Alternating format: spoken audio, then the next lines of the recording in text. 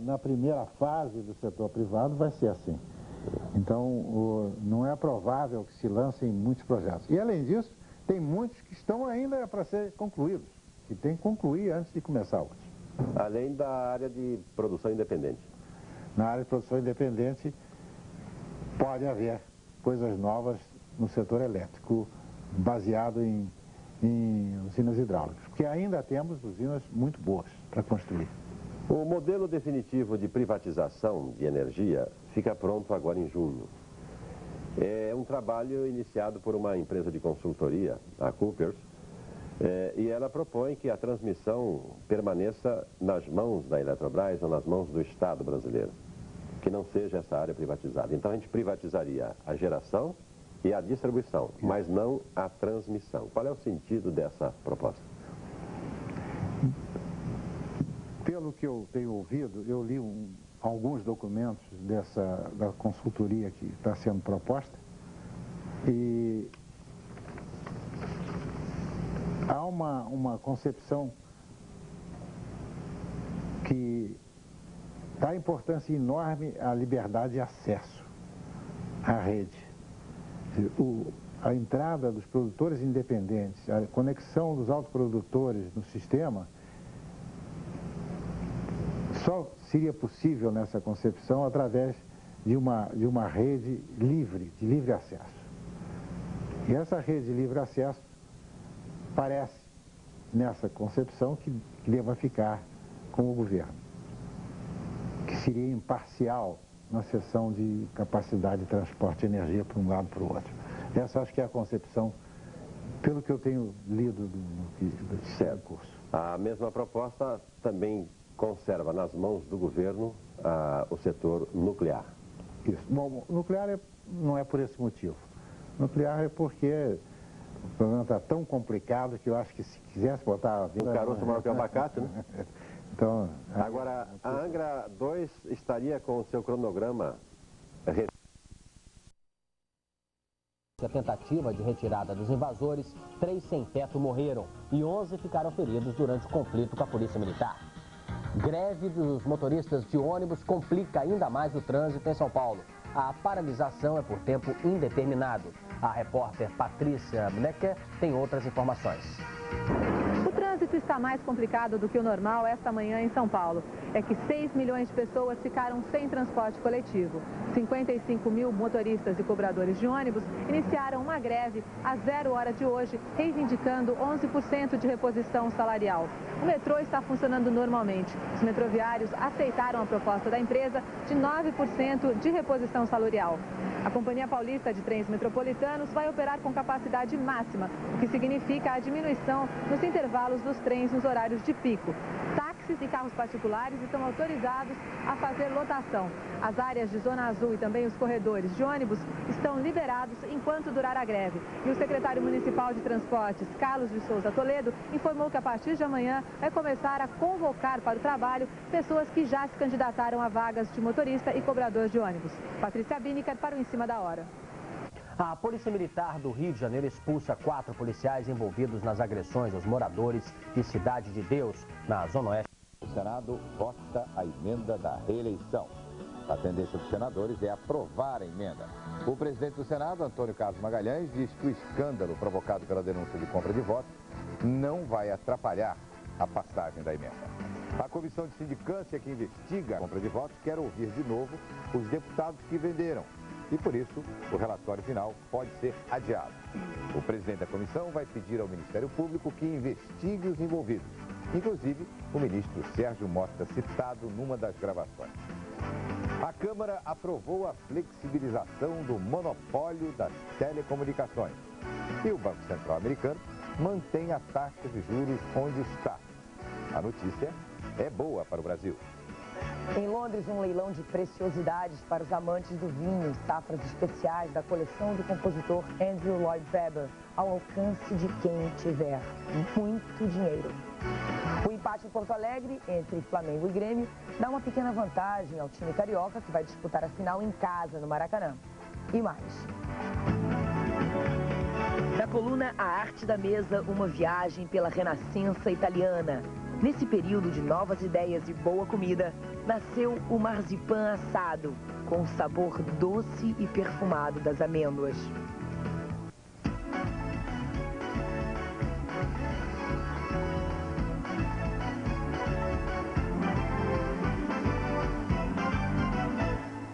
O Congresso retoma a votação da reforma administrativa. É o governo voltando a funcionar depois do tremor provocado pelas denúncias de compra de votos.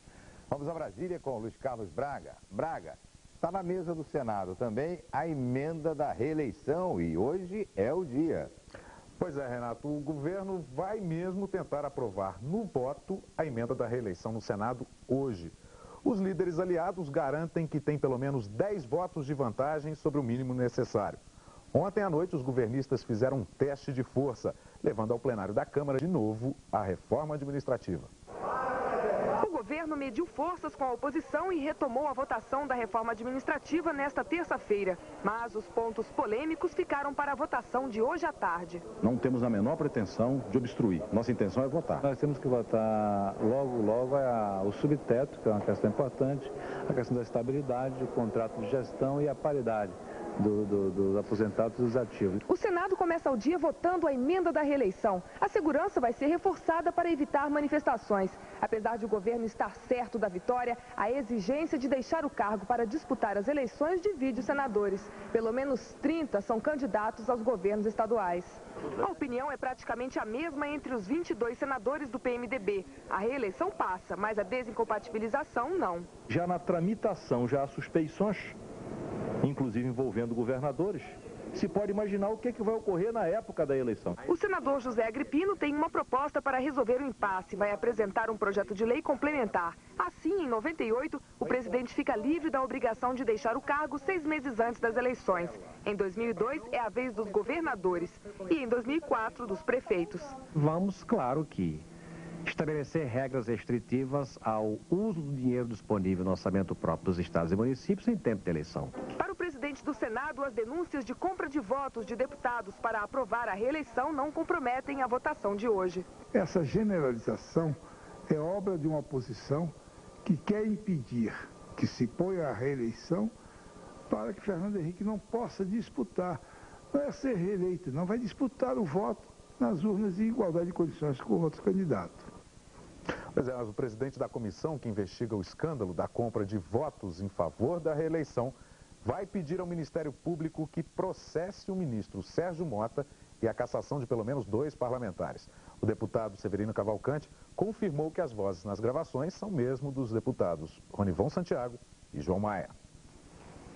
O laudo da Unicamp não deixa dúvidas. A fita gravada sobre a compra de votos para aprovação da reeleição é autêntica e as vozes são mesmo dos deputados Ronivon Santiago e João Maia. Pela primeira vez com a gravação integral nas mãos, o presidente da comissão quer um novo depoimento dos dois, que diante das provas poderão abrir o jogo. A comissão de sindicância vai propor a cassação de Ronivon Santiago e João Maia. E se no depoimento deles surgirem fatos novos, pode ser adiada a apresentação do relatório marcada para esta quarta-feira.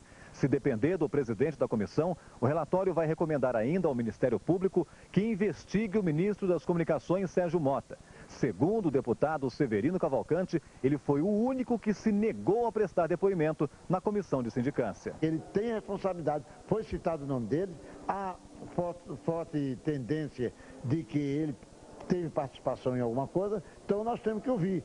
Como é que nós vamos só punir os deputados e deixar os outros?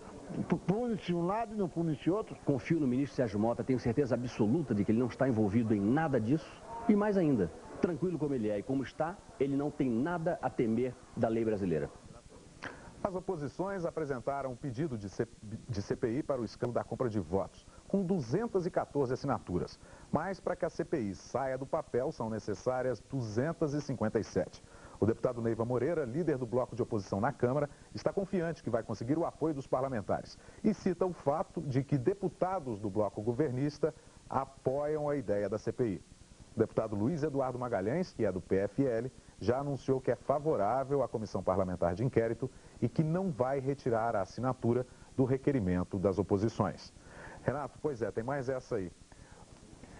De base governista apoiando, deputados da base governista apoiando a criação da CPI, o governo fica numa situação meio complicada. Ainda com essa declaração do deputado Luiz Eduardo Magalhães, ex-presidente da Câmara, a coisa se complica um pouquinho mais, né? Mas parece que para passar adiante na fila dos pedidos de CPI precisa de um número de votos maior, é isso? Exatamente. São 257 votos, eles estão com 217. Quer dizer, tá difícil para os dois lados. Bem, e o conflito em São Paulo entre invasores e policiais? Não se sabe quem atirou, mas os inquéritos já foram instaurados. Vamos a São Paulo com Chico Pinheiro. Chico. Renato, a luta pela casa própria acabou ontem numa tragédia em São Paulo. A polícia militar cumpria a decisão da justiça, decisão de desocupar um condomínio de apartamentos do estado, onde estavam 400 famílias da zona leste da capital paulista, ocupando estes apartamentos. O resultado deste confronto foi 3 mortes e 10 feridos. As imagens do conflito foram registradas pela TV Cultura. As 400 famílias invadiram o conjunto habitacional que está quase pronto há 17 dias. O choque aconteceu depois que 3 oficiais de justiça apareceram acompanhados de 139 PMs para fazer a reintegração de posse. Foram recebidos a pedradas e pauladas.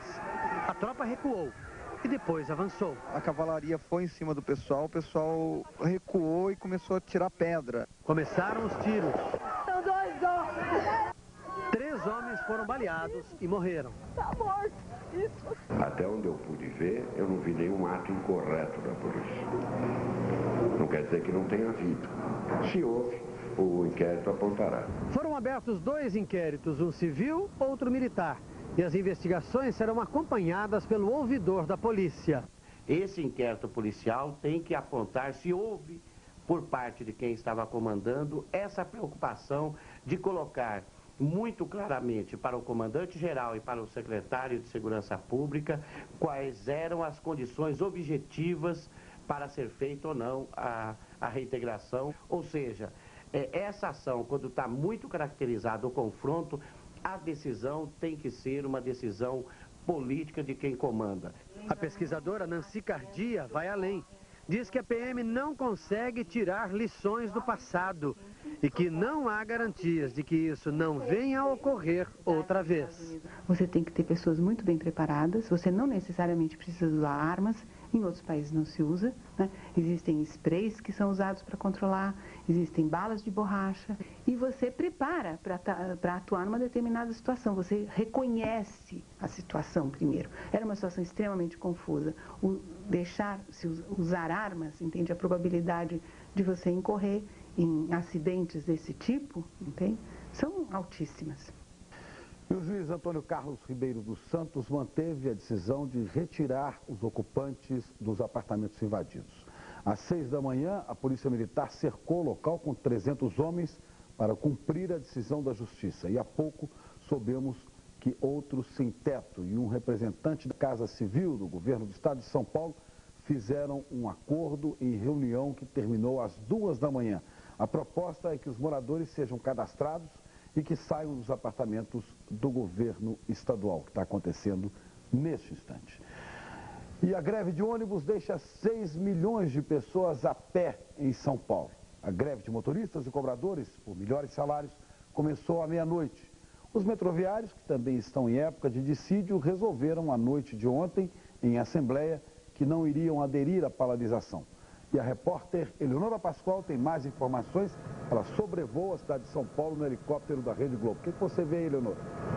Bom dia. Nós vemos aqui muita lentidão. Se bem que o trânsito hoje, na Marginal Tietê, uma das maiores avenidas de São Paulo, a gente não pode dizer que está tão ruim assim. O motorista, em alguns pontos, chega a desenvolver até 15 km de velocidade por hora. A chegada a São Paulo pela Via Dutra, ela não está tão ruim. Ruim mesmo é quando entra na própria Marginal.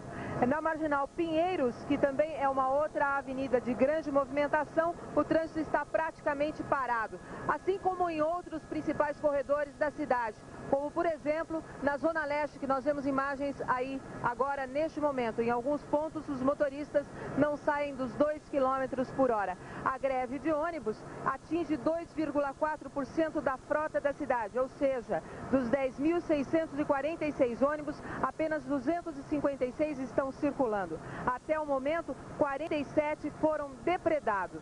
Os motoristas e cobradores que reivindicam um reajuste salarial de 11,66% e participação nos lucros de 7%, além da redução da jornada de trabalho de 40 para 36 horas. Chico Pinheiro. É isso aí, Renato. Problemas de moradia, problemas de transporte, problemas de trânsito, né? É o lado difícil das grandes metrópoles brasileiras. Das grandes cidades, é o lado da qualidade de vida, é o lado da máquina social, que como nós estamos vendo, Chico, está emperrada em vários pontos, já é uma preocupação agora na agenda política do Palácio do Planalto e também do Congresso. A preocupação com a melhoria dessas condições. Vamos ver agora se com todos esses exemplos existe uma iniciativa maior na área social. O confronto no conjunto habitacional em São Paulo está nas primeiras páginas de alguns dos principais jornais do país.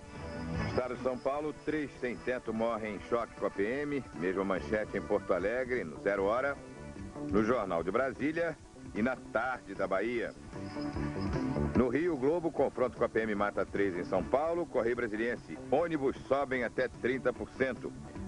Em Recife, o Jornal do Comércio, reeleição, laudo confirma corrupção de deputados.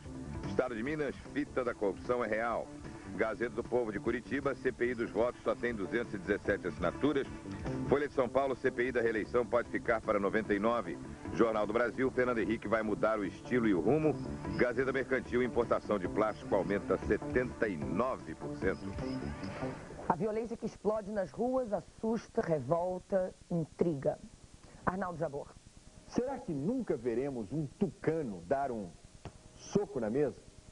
Será que nunca veremos um gesto de respeito à opinião pública, indignada diante dessas tragédias? O povo não entende como as reformas do Estado podem vir a melhorar a vida nacional. O povo não fez sociologia.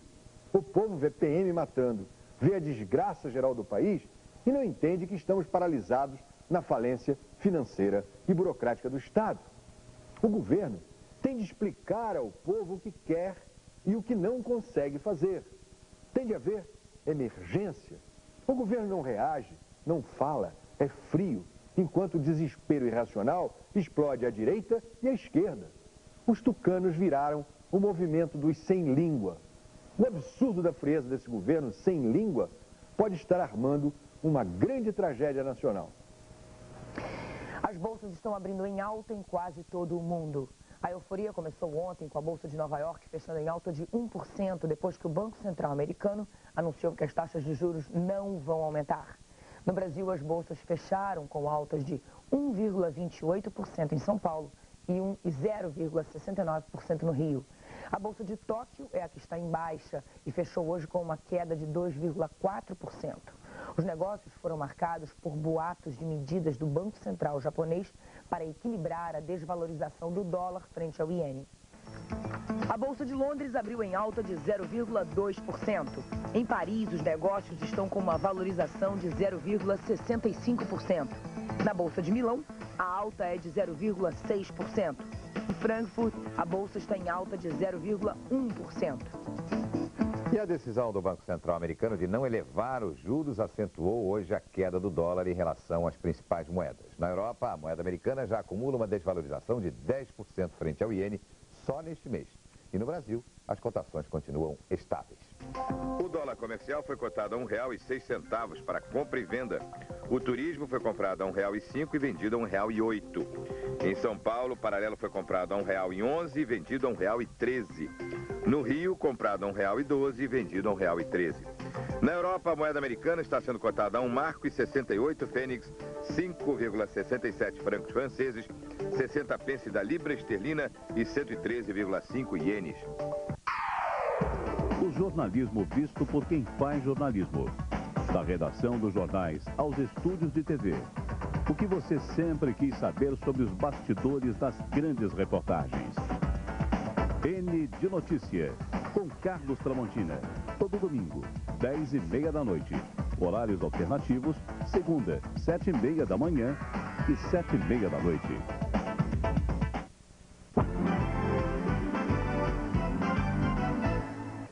E a CPI dos precatórios? Será que ela acaba ou não acaba em pizza, esse lugar comum? Agora todo mundo fala isso, acaba em pizza, né, Bochá? Ela acaba ou não acaba em pizza? País de pizzaiolos. É que ninguém está falando mais dessa CPI dos precatórios, é bom a gente dar uma informaçãozinha. Muita gente, de fato, anda dizendo que a CPI dos precatórios está esquentando o forno para pizza.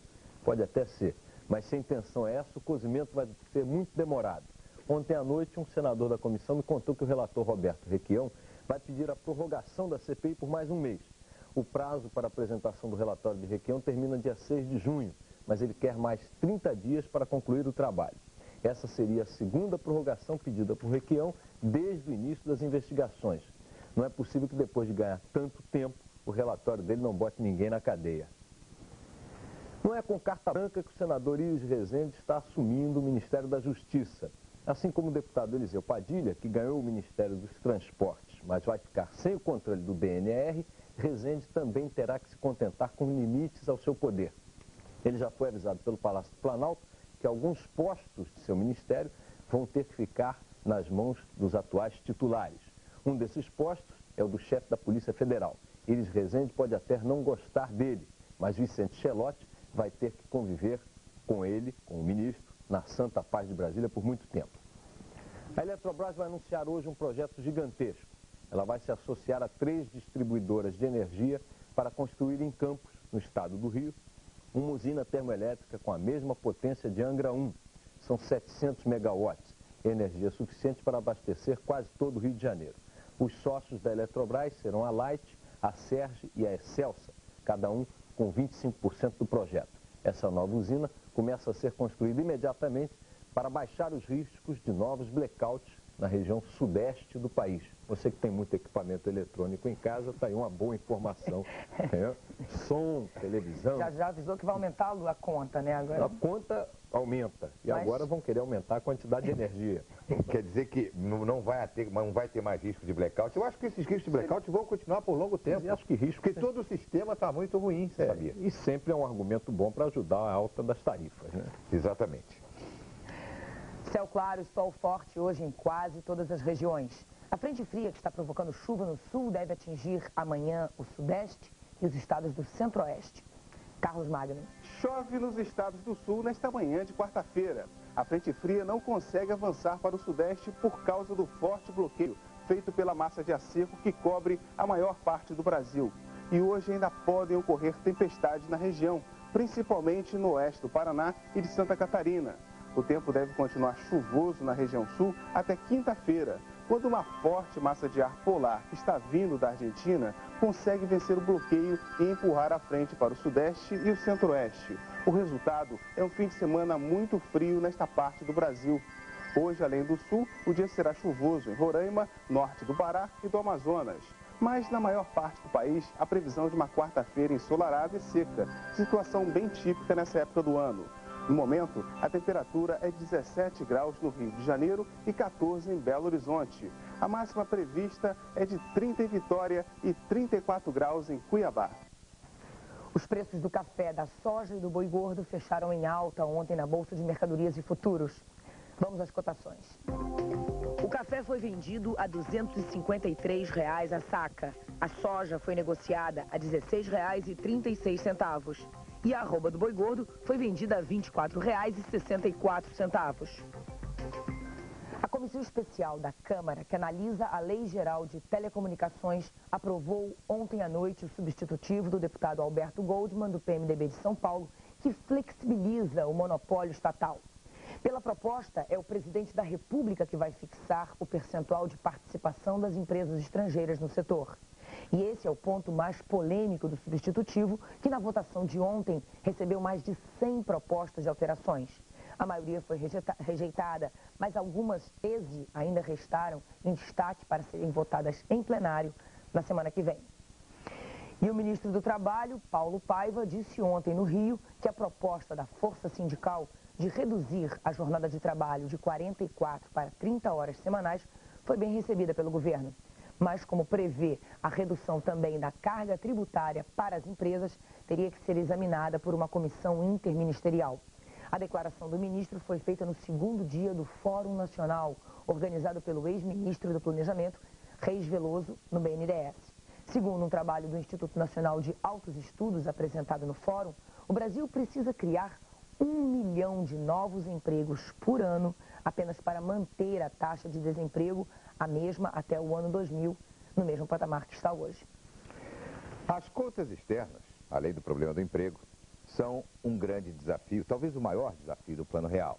As previsões mais otimistas apontam um déficit nas contas correntes nas transações correntes de 33 bilhões de dólares para este ano contra 24 bilhões de dólares no ano passado. Quais são os efeitos deste rombo nas contas externas? Como reverter os problemas da balança comercial que já acumula, só ela, um déficit de 4 bilhões de dólares este ano?